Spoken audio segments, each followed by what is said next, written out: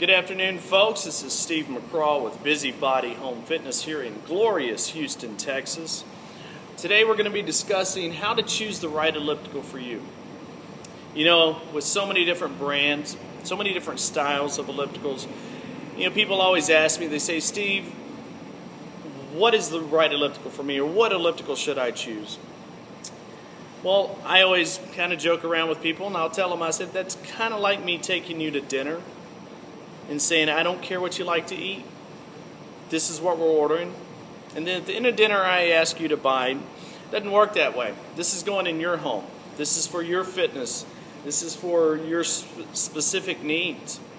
So I would tell you the first thing to look at when you're looking for an elliptical is go to a specialty dealer, a place where you can actually get on the product. You can try it out.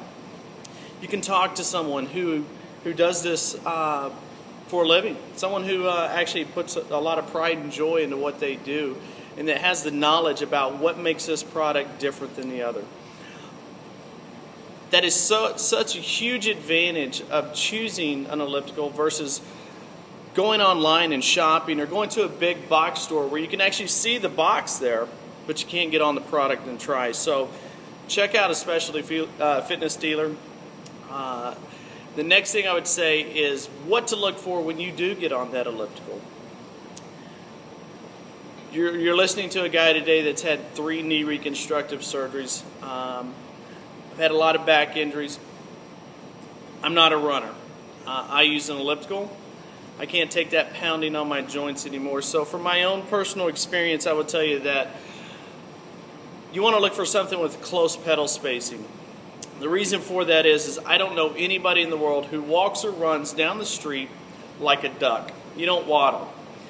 Typically when you run or walk, your feet overlap each other. That's just how we're made. You ask anyone in the military, if you ask them that question, what happens when they tell you to stand at attention? They don't spread their legs.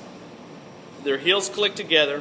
It makes you stand up straighter, puts less stress in the lower back, less stress in the hips, and less stress in the knees. That's anatomically correct. So, look for something that has a close pedal spacing. The next thing is the stride length.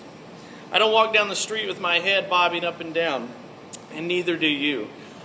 Typically, if you're on an elliptical and that stride is choppy, if that stride isn't causing your body to bounce up and down, then that stride is probably too short for you. You want to find something with a longer stride. I have several different ladies that will say, well, I'm only 5'2", or I'm only 5'4". Well, good news is there's no such thing as too long of a stride, but there is too short. If your head is bobbing up and down, look for something that's longer. When you do use a longer stride, what happens is you speed up the metabolism. You engage more muscle groups, and you're going to burn more calories quicker. And that's your gait. That's your stride. Your head stays pretty flat when you're walking down the street. It should also feel that way when you're on an elliptical.